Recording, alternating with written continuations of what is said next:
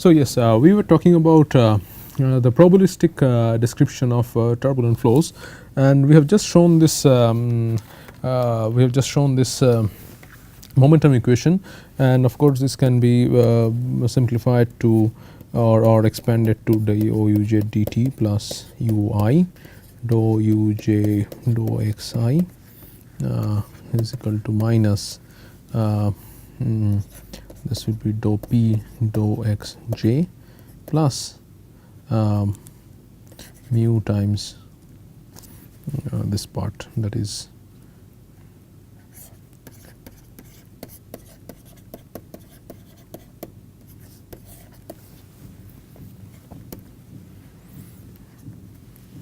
so this is the thing which you expand. Of course, this is the temporal acceleration, this is the convective acceleration, this is the pressure gradient, and these are the viscous terms. So this is the whole term which contains turbulence, which creates turbulence, this non-linear term. But of course then after that it gets coupled with all of these terms, and as we will see later that this term is also the most difficult problem that it poses in modeling turbulent flows. Okay. So now to have a probabilistic description of that, we will let us consider we have with the anemometer we are measuring this velocity field at a particular velocity at a particular point in time using this hot wire anemometer, and we are measuring the velocity u actually. So this is say the u mean or something, this is say a value of whatever, it can be like a this mean value is say about 10 meters per second, okay, and then the velocity is fluctuating like this. Okay, that is typical in a turbulent flow. It has different scales, but at the same time it is random. Okay. Now we can define a new variable which is called the sample space variable, which say that we define this value of this variable as equal to Vb. Okay, and then we can say that we consider an event B.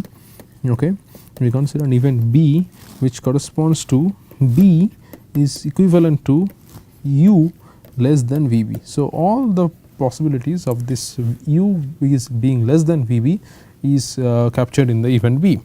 Okay, so then we can calculate the probability of the event B, and that is given by P is equal to Pb is equal to probability of essentially u being less than Vb. Okay. So this u, this is also corresponds to u, this also v here is not a different velocity, it also corresponds to u. It is just called this v will be essentially generalized with the sample space variable of u. Okay. So u v happens in the probability space, whereas u happens in the actual physical space, okay, in time. Okay. And of course here the probability will be p less than equal to 1. Okay. Now we can define a quantity called a cumulative distribution function,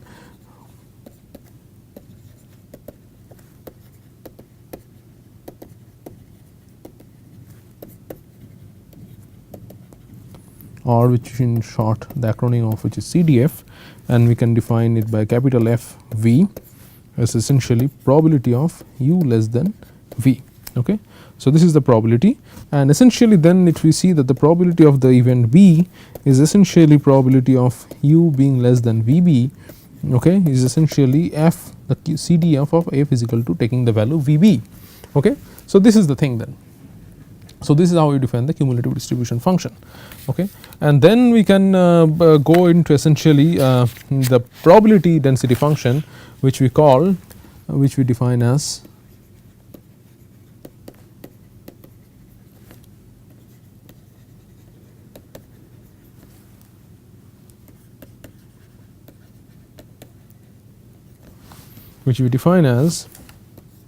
Fv of the sample space variable is equal to dFv by dV. Okay.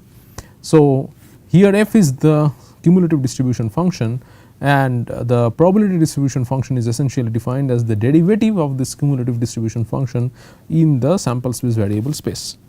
Okay. So this is the definition of the PDF. Okay.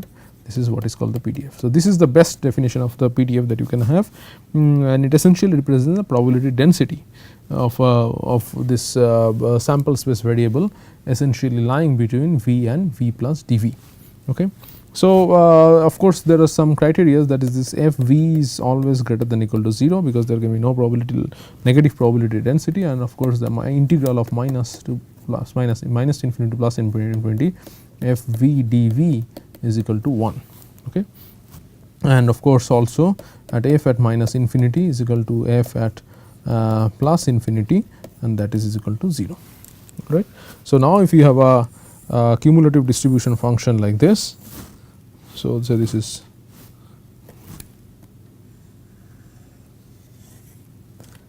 f v cumulative distribution function, and this is the probability density function. You will have, this is the derivative of this, it will look like this. Okay.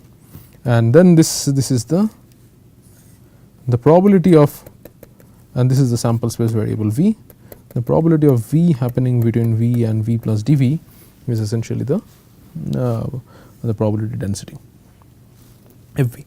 Okay. So, this is the thing then.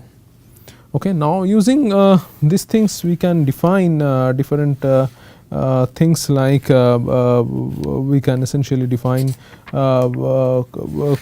different statistical quantities, which are essentially the mean and the different kinds of the mean and the moments, different moments of the probability distribution function. And the first most important thing is essentially defining the mean. Okay. We will come to these things later.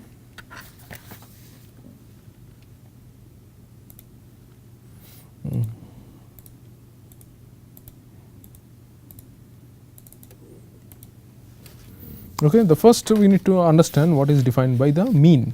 Mean is essentially the mean or expectation of a random variable u is defined as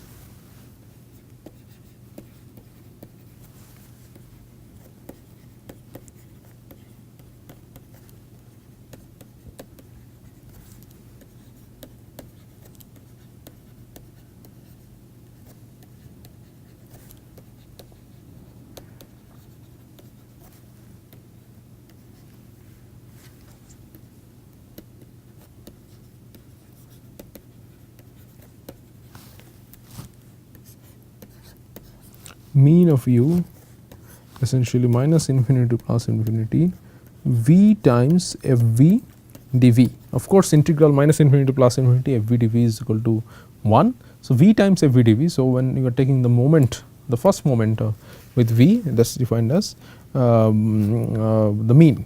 So, the mean of a sample, another variable q, which is a function of u, can be given by mean of q u is nothing but minus infinity to plus infinity q v times f v dv. Okay.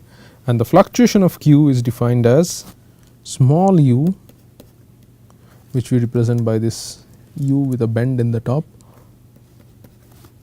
is equal to u minus mean u. This angular brackets mean ensemble averaging, which we have defined before. Okay. And the variance of u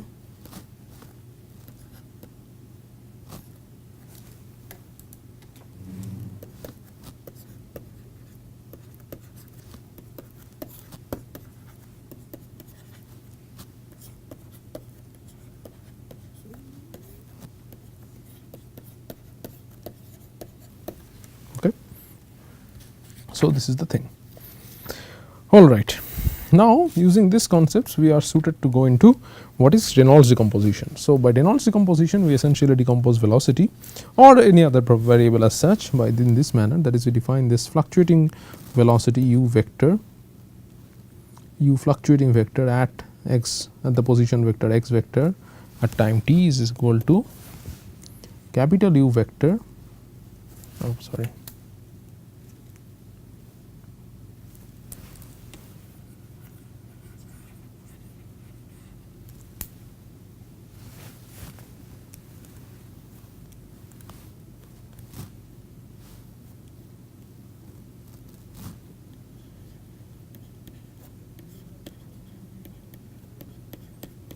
is defined as capital U vector at x vector time t minus U vector mean of that at time t. Okay. And then this is the Reynolds decomposition is this thing, that is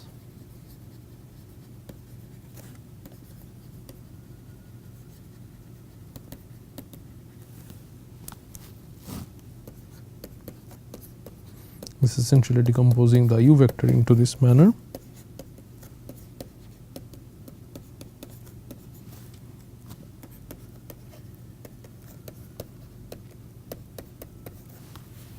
Okay. So, now then of course, the continuity equation when there is no density variation becomes divergence of u vector equal to 0. So, then we can write the same thing, that is divergence of u vector is nothing but divergence of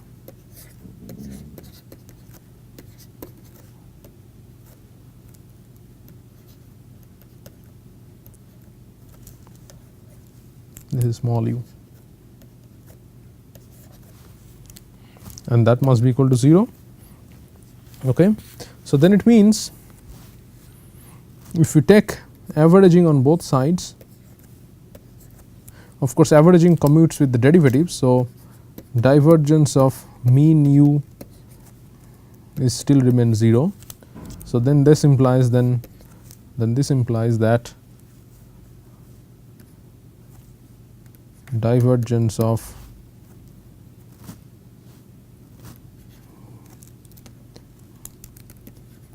mean of the divergence of the small u vector is also equal to 0. Okay. So, this is a very important thing, that is the divergence of the of mean u vector is equal to 0, and of course, the mean of the divergence of the fluctuating velocity is also equal to 0. Okay. So, now we can apply these things into the momentum equation. At least let us consider the left hand side and also then the right hand side. Okay. So, the left hand side, so this is the full momentum equation, that is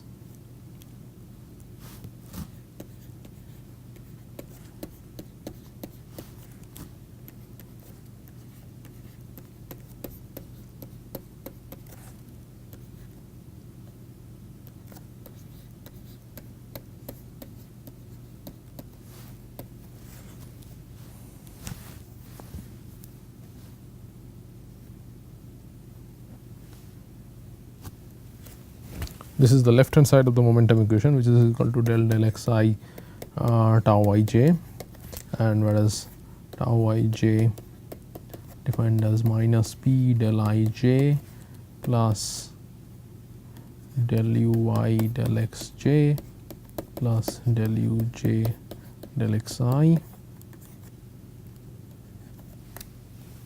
Oh, by the way, I mean, here we had the density is there. So, here also we should have the density.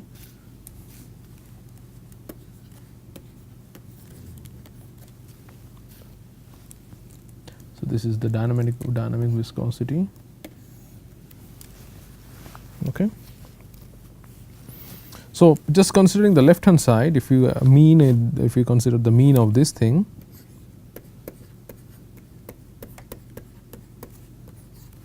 that is nothing but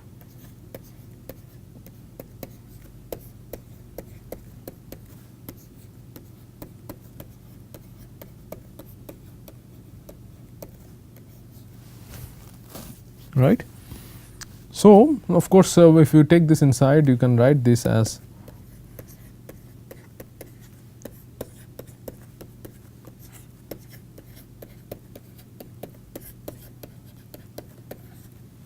and this becomes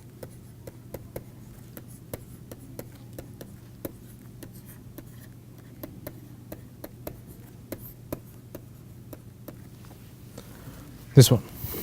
Okay. Now, then the question is that how to decompose this, and you can see that then this thing becomes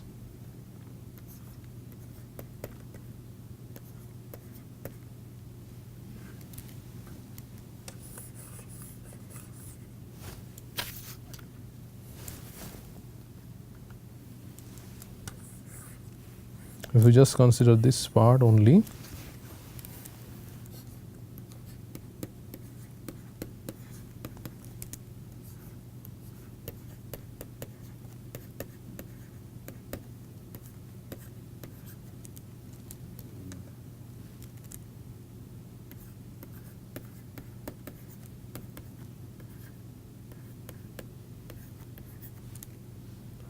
and this is nothing but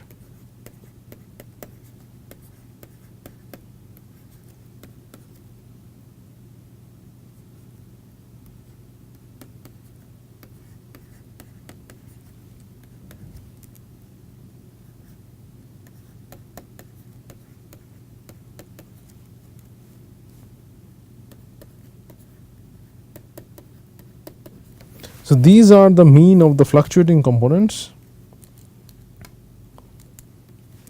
okay, and of course the mean of the fluctuating component is equal to 0, which can be shown by the fact that if you say ui is equal to mean of ui plus fluctuating ui, if you take the mean for all these things, mean of the mean stays the mean, that is ui is equal to mean of ui plus mean of ui prime.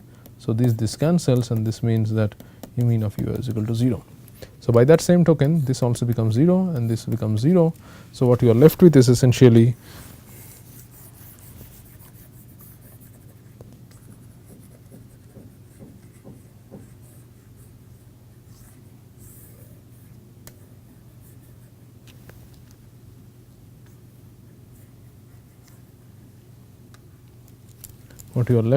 this thing.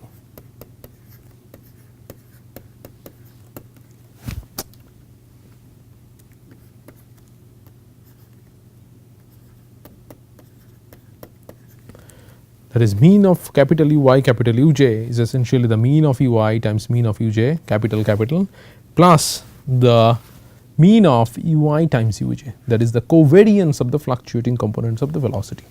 Okay. So this is what makes things complex, all right. So now so then this equation becomes like this. We have to introduce some more slides.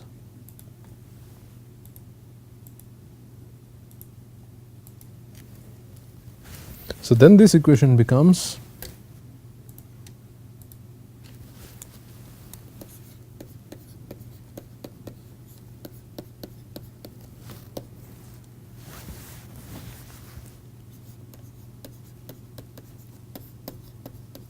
of course remember mean averaging commutes with derivatives.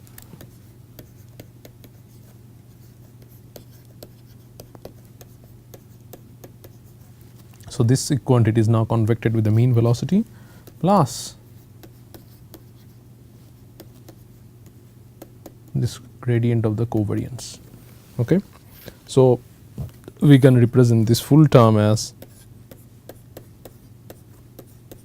d bar full material derivative, but with bars, that is this is now convected with the mean velocity of uj plus this one, that is okay. So the Reynolds formulation becomes, the Reynolds equation becomes d bar j dt uj is equal to nu times del square uj, which comes from the viscous stresses, minus this term,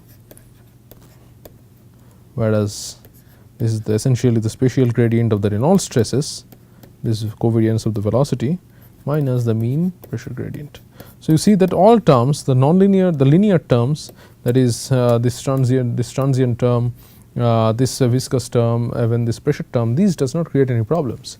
Okay, these are just averaged, but the problem that evolves from this nonlinear covariance of the velocity fluctuating velocity components, and then there are the spatial gradients. So this is what the whole, and you see that the equation becomes essentially unclosed. So you have an equation of you need to have a new variable mean of uj, which is everywhere here, but then you have introduced new variables ui uj. So you need to have additional closures for this thing, which cannot be solved on its own. Okay. So this is called the Reynolds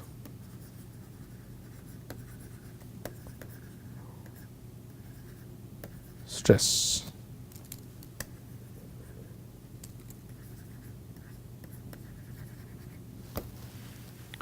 The Reynolds stresses. All right.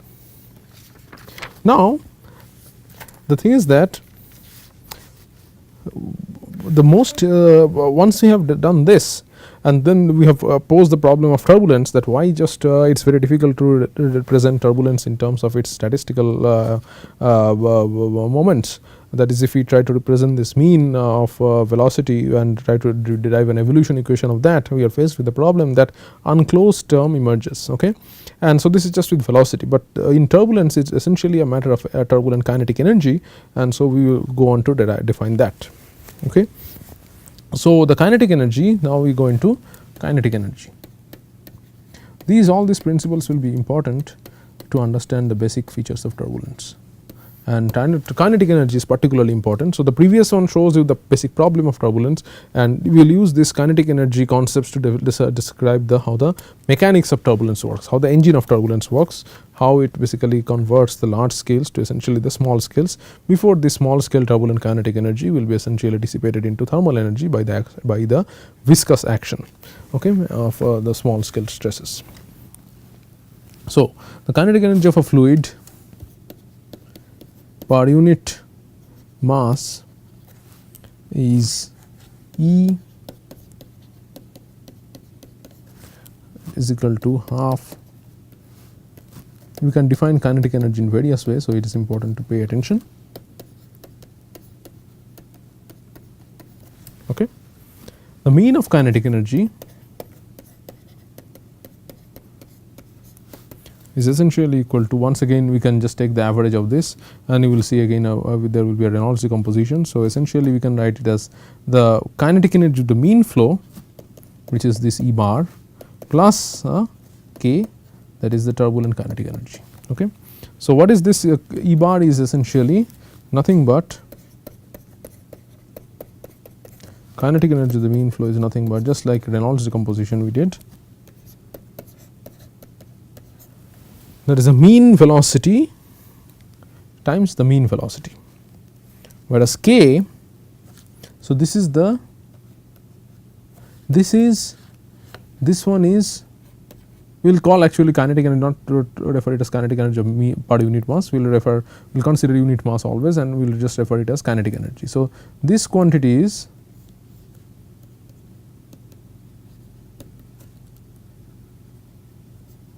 kinetic energy, okay, and this is the mean kinetic energy. This is this one bar, okay,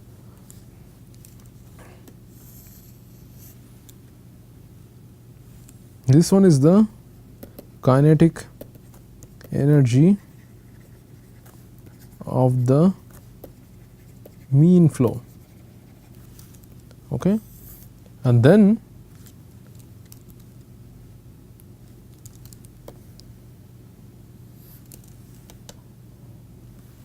we have the turbulent kinetic energy, which is given by K, small k, which is K x t is equal to half of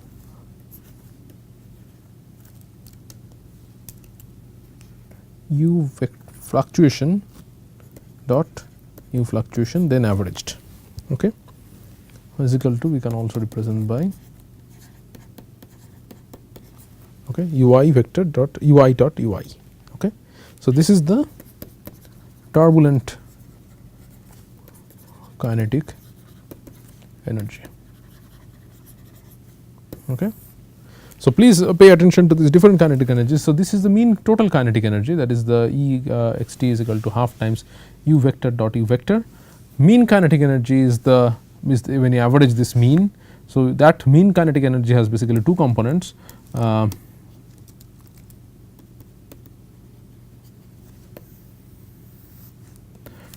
Kinetic energy of the mean flow and the turbulent kinetic energy. Okay, so the kinetic energy of the mean flow is given by half times u vector dot u vector, half of mean u vector dot mean of u vector, and then you have the turbulent kinetic energy, which is given by half of u vector u fluctuating vector dot u fluctuating vector, which is half of ui vector. This is small, okay, this is small caps. So that is, this is the small and this is the big. So that is the point, okay. And then of course from the Navier-Stokes equation one can derive an equation for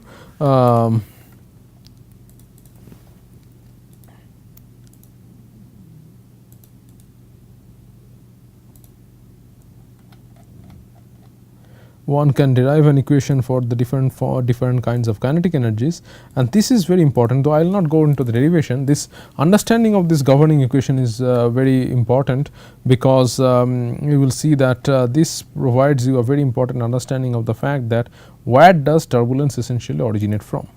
Okay. So, where does turbulence this turbulence fluctuations come from? So, to understand that, we will consider the transport equation of the first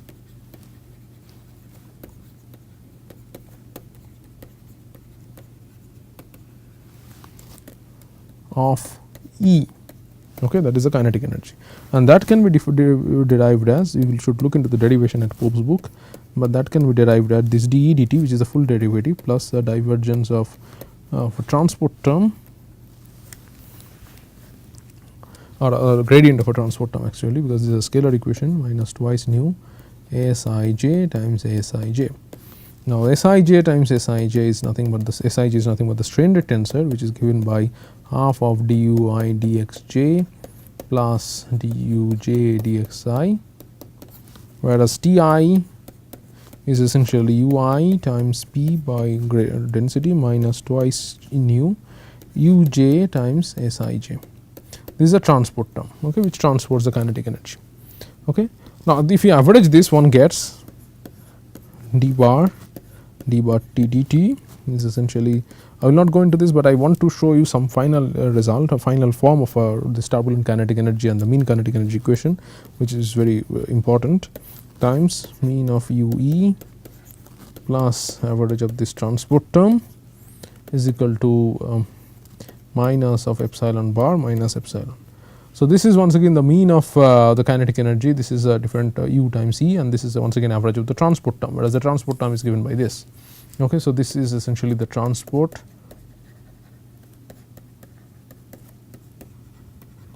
and this is the strain rates or the strain rate tensor.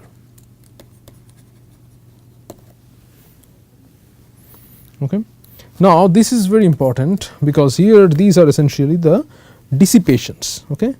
So, this is E bar is essentially the dissipation rate of the mean flow or the dissipation of the mean strains Sij times Sij bar, okay, whereas Sij bar is nothing but the average strain half of dui dxj plus ddxi of duj, that is, this is the average. Okay. Whereas this is the mean dissipation rate of the, or this is the dissipation rate of the mean energy essentially of the mean kinetic energy, and this will be the mean dissipation rate of the turbulent kinetic energy, which is given by twice nu average of Sij times Sij. Okay. Now, please pay attention to, but in particular to this term, this is very important and will be useful throughout. So, wherever we will talk about dissipation rate, we will essentially mean this dissipation rate, that is the dissipation rate of the turbulent kinetic energy. Now, how this becomes the dissipation rate of the turbulent kinetic energy will come in the next slide. Whereas this Sij, fluctuating Sij is, this is the fluctuating strain rate tensor, is essentially Sij minus mean of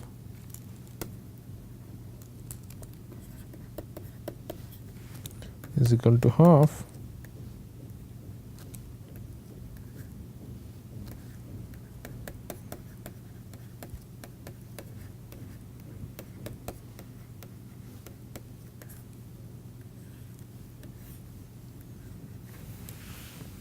okay. Well, let us write this down a little clearly.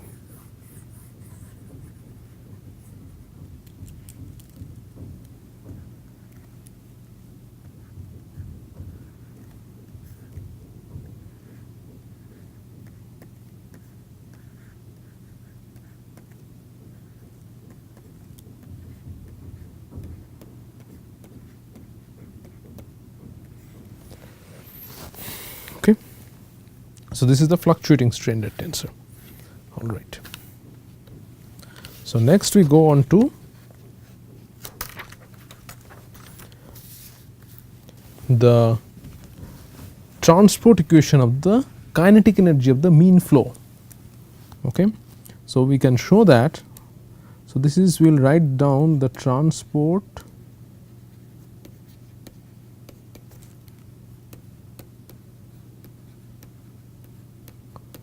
even if you do not really pay attention or understand the previous just this mean this evolution equation of the mean of the kinetic energy of the evolution equation of the mean kinetic energy, please pay attention to this whole slide. This is very important.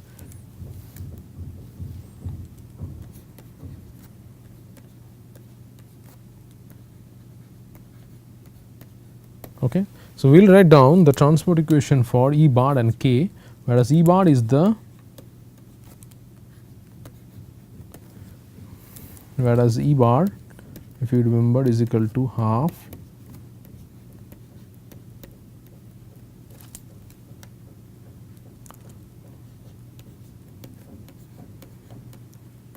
of the mean half of the average velocity dot average velocity vector, and K is the half of fluctuating velocity vectors averaged after their dot products, because individually they will be 0. Okay. So, if they write down the transport equation for these two things, we get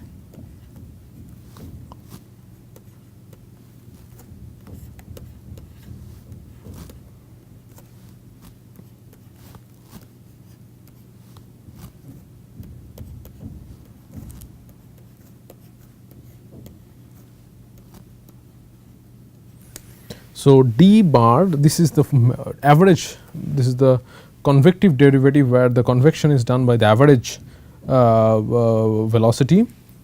This d bar t material derivative average convective derivative of E bar, that is of the kinetic energy of the mean flow, plus the divergence of the T bar, that is the transport, is equal to minus P minus epsilon. I will show what here now, and also by subtracting this you can get from the Rans equation essentially.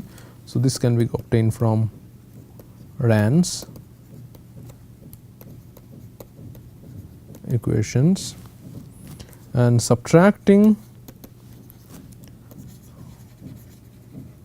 Reynolds equation from Navier-Stokes and then multiplying with uj, one gets d bar k dt, that is the same convective derivative of k, but the convective velocity is average velocity, plus divergence of T fluctuating is equal to P minus epsilon.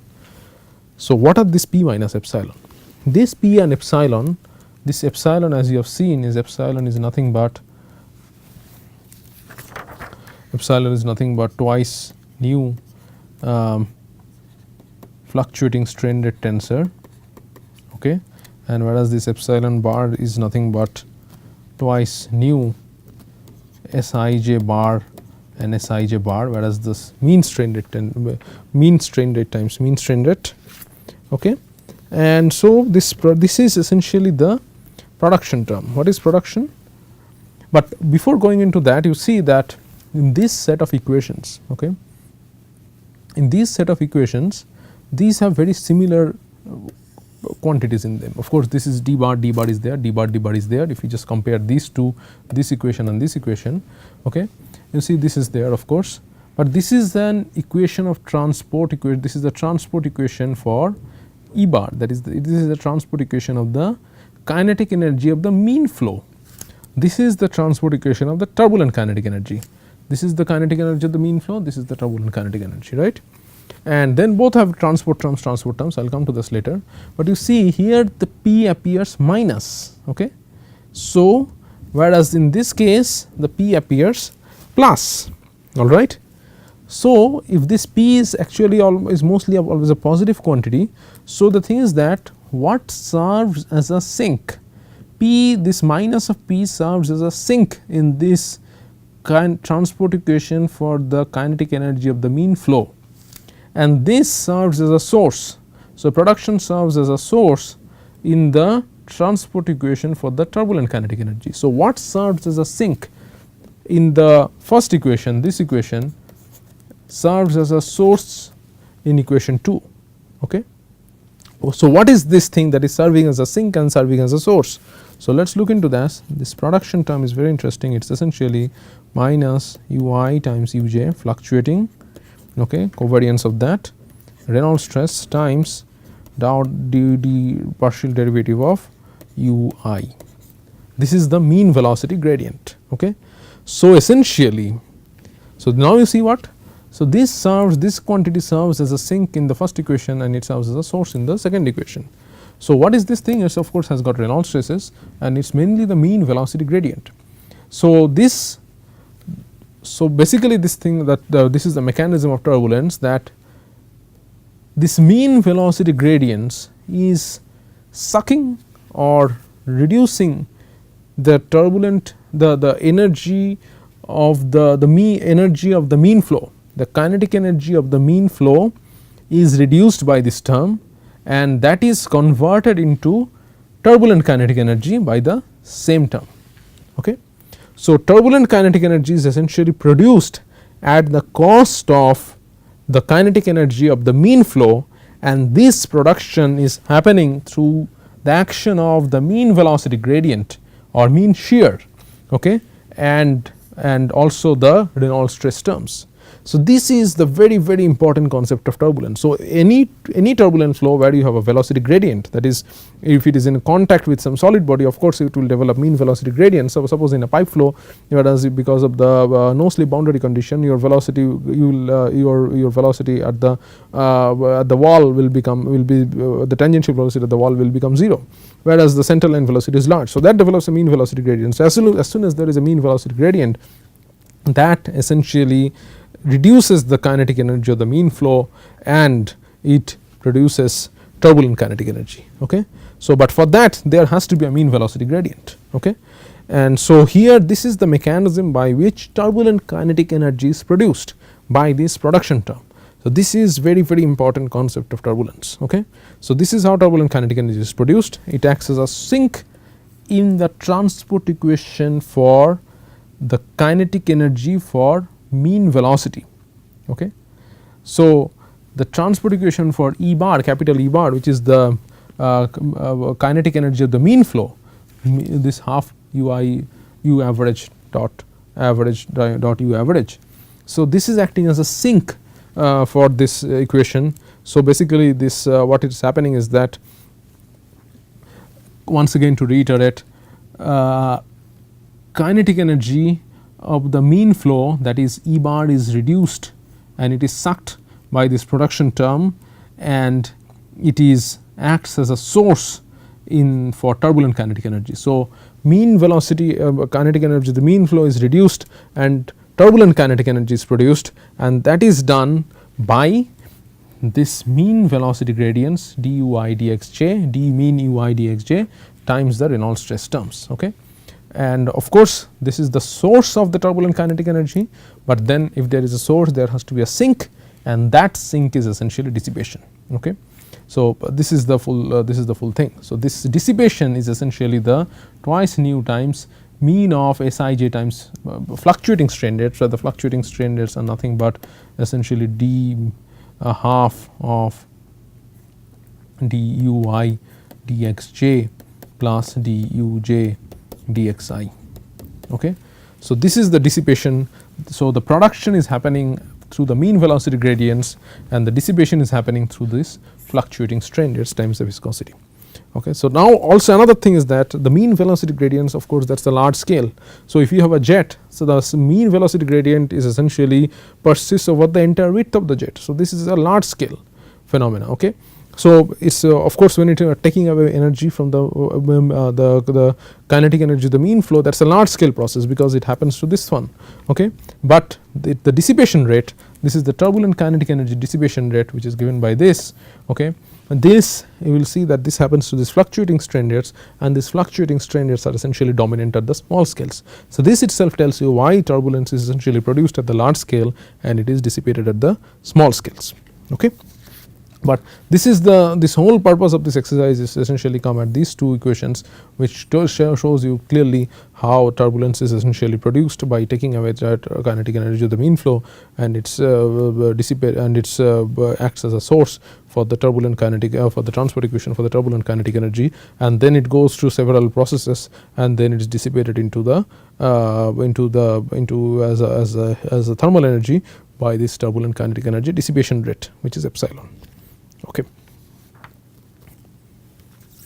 So, with this we have developed this basic framework by which the mechanics of turbulence happen, but then this tells you this kinetic energy is taken from the mean flow and it is taken by the velocity gradients, and we have just said loosely that it is dissipated at the small scales by this quantity turbulent dissipation rate. But exactly how does this happen? What is the mechanics? And that is a very big mystery, and this concept of turbulence, and this is essentially the whole thing that we will derive that we will discuss in the next class.